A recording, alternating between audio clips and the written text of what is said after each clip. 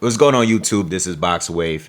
Make sure you subscribe to the channel. Hit that subscribe button now. Also, follow me on Instagram and Twitter at BoxingWave10.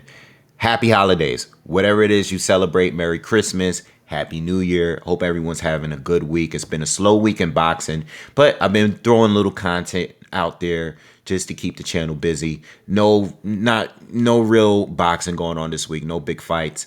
Last week we had Canelo against Callum Smith, and next week we have Luke Campbell against Ryan Garcia on the Zone. All right, but also we found out last week Sergey Kovalev is going to be making his ring return January 30th against Bektemir Melikuziev.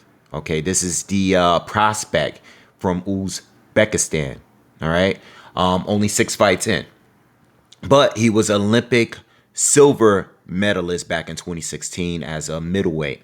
All right, now this is not a breakdown video because I don't know enough about him yet. I've seen him fight on the undercard on some of these the zone cards. All right, so sometimes I've done live commentary, and I've been watching him.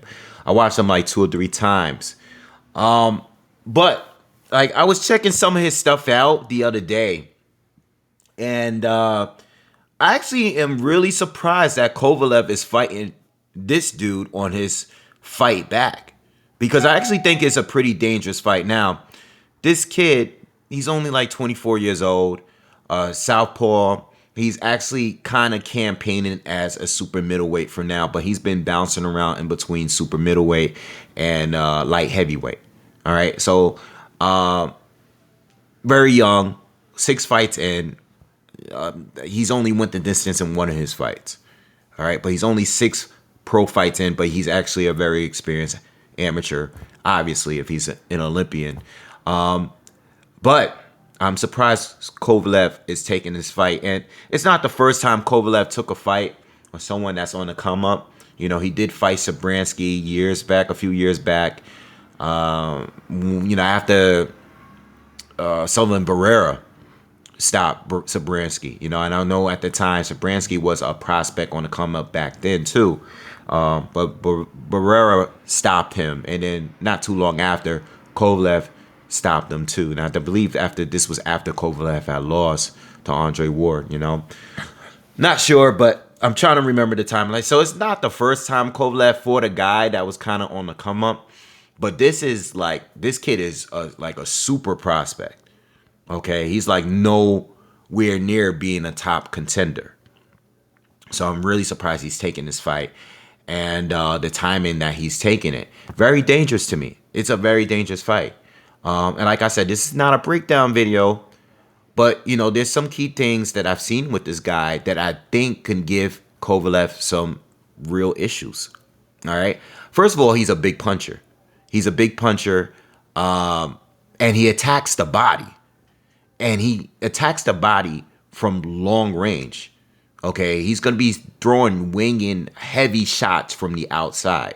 Now, he's much shorter than Kovalev. He's only like 5'9". And he doesn't have the longest reach. Kovalev does have the reach advantage. Not much of a reach advantage, maybe a couple inches, but definitely a reach advantage there. And we know how Kovalev fights. He works behind his jab. He has one of the best jabs in boxing. And he's great at fighting, staying at range. He doesn't have an inside game like that. So he likes to keep it really rangy. But this kid is very good at, the couple of fights I was watching him, he's good at parrying the jab and closing the gap between the two fighters. He's good at cutting off the ring as well, too, because I've seen him fight. One of the guys I seen him face was pretty good, a pretty good mover, had a good jab. But I noticed that Beck the Bully, all right, that's his nickname. I noticed that Beck was really good at cutting off the ring, parrying the jab and stepping in and countering and then going to the body. I mean, heavy shots. This guy hit hard. I think he hits harder than Canelo, and I think this is a dangerous fight, especially because the guy punches and it goes to the body, and I think that's Kovalev's one of his biggest weaknesses there, especially now because he's an older guy. He's coming off a year layoff, and a knockout loss. Now, the one thing that's good about this fight in Kovalev's favor is that the fight is at 175, but it's also at a catch weight at 178. So he doesn't have to be concerned with being drained like he was against Canelo Alvarez. Now, that fight was at 175, but there was a rehydration clause. And Kovalev was coming off of that. It was a win for him, but he was coming off of that tough fight against Anthony Yarde. All right, it was a win. He got the stoppage, but he took a lot of punishment in that fight. And then right after that, he went straight into fighting Canelo at 175 with a rehydration clause, on short notice. So at least, even though it's been a year layoff, he's had time to prepare. I would hope that he prepared, but it's dangerous for so many reasons, man. Not only because of this fight style. Listen, I actually think Beck is a more dangerous fight than the Anthony Yarde fight. And I'm going to tell you why. Anthony Yarde, good fighter, was definitely a dangerous fight going into that Kovalev fight. But Anthony Yarde is a little bit gun shy. He reminds me of Adrian Broner in a way where he's not letting his hands go enough. We saw him in his most recent loss. Yarde doesn't let his hands go enough, okay? And he's very inexperienced. Now, I know he had more pro fights than Beck does, but you can't really look at that because Yarde didn't really have much amateur experience. He's just kind of one of those guys that learned really, really, really quick and became good really fast, which is cool. But Beck has much more amateur experience, And I think, the thing is, Beck is going to be a lot more aggressive. Based on the fights that I've seen him in, he's going to be a lot more aggressive coming forward. He's going to be looking to step in. He's going to be parrying the jab and looking to step in and counter with shots to the body against Kovalev. Yarde, yeah, he had some couple good rounds in there where he was really bringing the pressure on against Kovalev, but his stamina is very, very poor. He's a very muscular guy, and he just doesn't have the experience in pacing himself yet. He can be and that's why he lost. In that fight, he was a little too aggressive. He punched himself out. In the second fight he lost, he was too gun shy in that fight because of fear of running out of, stamina, So this guy Beck, I can see where I think he's a little bit more dangerous for Kovalev right now. All right. Especially after seeing Kovalev, we know what he brings. We know his flaws. I think at this point, I'm surprised that Kovalev is taking this kind of challenge. Now, he was supposed to previously fight Sullivan Barrera back in April. He's supposed to return to fight Barrera.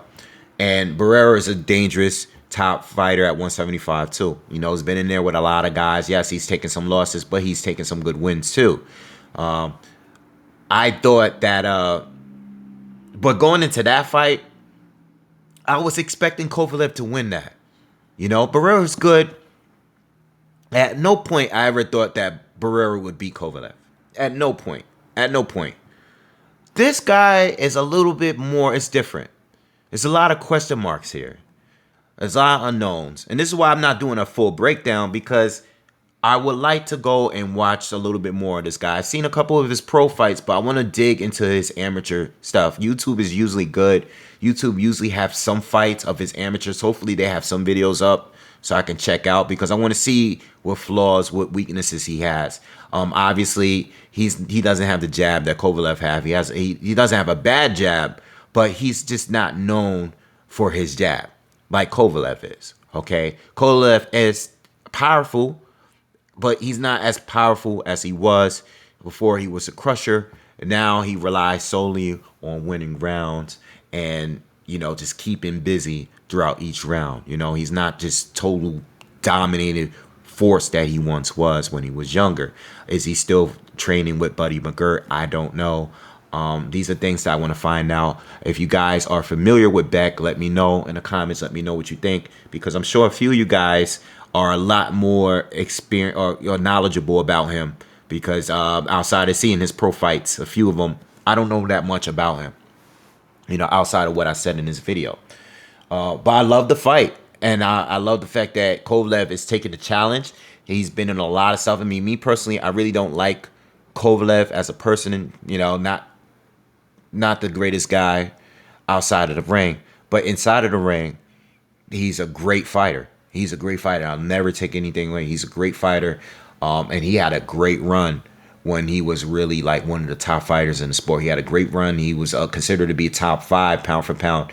In my book, he held 3 titles simultaneously up at 175 at one point. All right, so I thought he was one of the best, and I think he's still very, very good.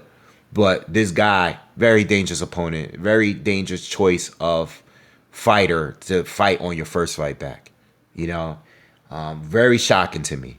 Very shocking to me. And I actually think, again, I think he's actually more dangerous than Yard and Barrera right now for Kovalev, style wise. I think he's more because the way he goes to the body, you know, big guy, kind of husky, but his hand speed is not bad, you know, not bad.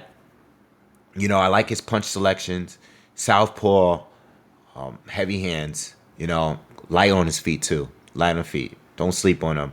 Good fight. I'm looking forward to it. Let me know what you guys think in the comments, man. And, you know, I'll do a breakdown probably the week of the fight after I study this guy a little bit more. But let me know what you guys think in the comments. It's a good fight. Is it a dangerous fight for Kovalev, or you think Kovalev is going to get him out of here because he's too inexperienced, or because of the styles, you know, because Kovalev has a great jab? Let me know in the comments what you think, and I'll see you guys on the next one. Peace.